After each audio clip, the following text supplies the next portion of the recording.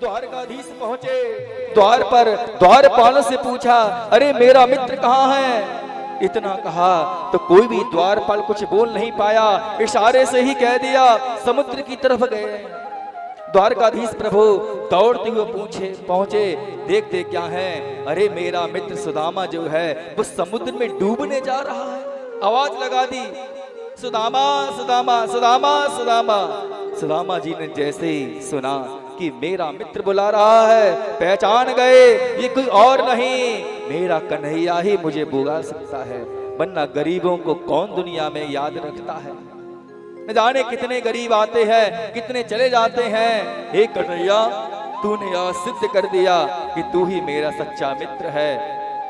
द्वारकाधीश प्रभु आए, अपने हृदय से लगा लिया सुदामा को। सुदामा, क्या तुझे अपने मित्र की मित्रता पर संदेह था? चल सुदामा, मैं तेरे लिए भागता हुआ आया हूं। भगवान भी द्वारका में जब गद्दी पर बैठे थे, वहां से जूतियां तक नहीं पहने, नंगे नंगे बैग पैर से भागते हुए आए। प्रभु द्वारकाधीश के पैरों में भी आज पहली बार नंगे पैर सभा से लेकर समुद्र के मार्ग तक पहुंचे। पैर में प्रभु के भी कंकड़ भुक गए। क्यों? क्योंकि जब प्रभु ने देखा कि मेरा मित्र भी नंगे पैर आया है, उसके पैरों में कंकड़ कांटे भुक गए हैं, तो भला मैं जूतियां क्यों पहनूं?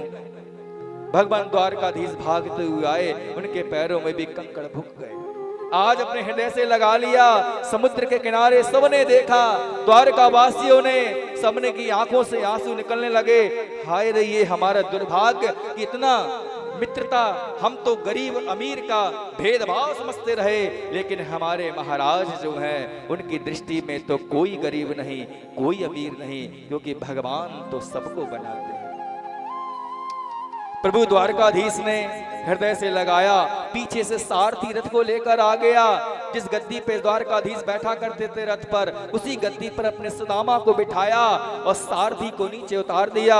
और भगवान कृष्ण कन्हैया द्वारकाधीश जो हैं वे स्वयं सारथी बन गए और राज्यसभा के अंदर महल तक घोड़ों को हाँकते हुए पहुंचे। सुदामा को रथ से उतारा और अपने सिंहासन पर, चक्रवर्ती सम्राट के सिंहासन पर सुदामा जी को बिठा दिया और स्वयं द्वारकाधीश जो हैं वे सुदामा के चरणों में बैठ गए और रुक्मणी मैया से कहा, जाओ जल लेकर आओ। आज ब्राह्मण देवता अपनी द्वारका में आए हैं, आज मेरा मित्र आया है, उसके चरणों को पखारना है।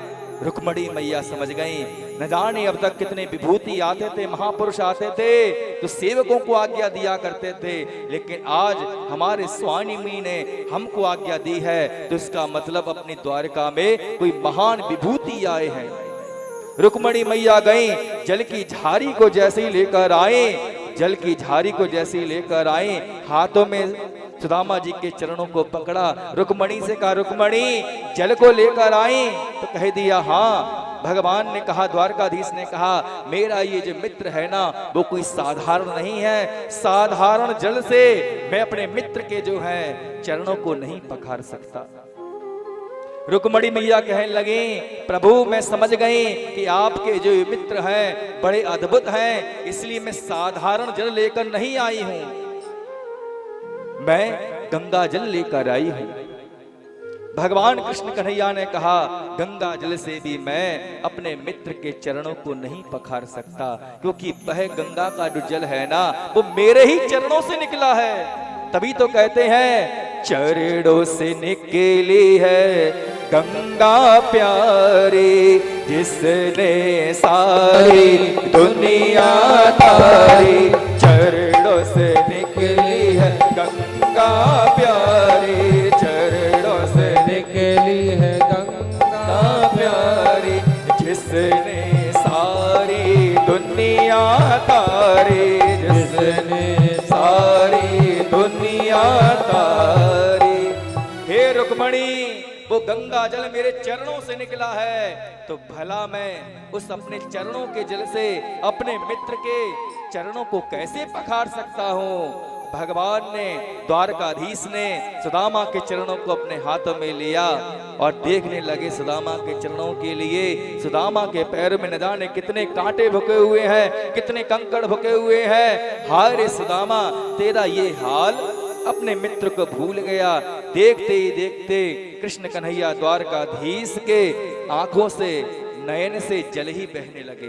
मानो भगवान ने अपनी नयन के जल से ही, नयन गंगा के द्वारा ही सुदामा जी के चरणों को पखारना प्रारंभ कर दिया। बोल कृष्ण कन्हैया लाल की जय, द्वारकाधीश भगवान की जय। हाथों में जब लिया चरणों के लिए और कांटों को भुके हुए देखा तो सुदामा जी से बार बार कहने लगे, हे मित्र, तुझे कोई आने में कष्ट तो नहीं हुआ? सुदामा जी कहने लगे, मित्र, कष्ट तो कुछ भी नहीं हुआ, लेकिन मैं चलता था ना तो मेरे फलके पड़ जाते थे, छाले पड़ जाते थे पैरों में, और छाले फूटते थे तो मुझसे मानो बस यही कहते थे। क्या कहते थे?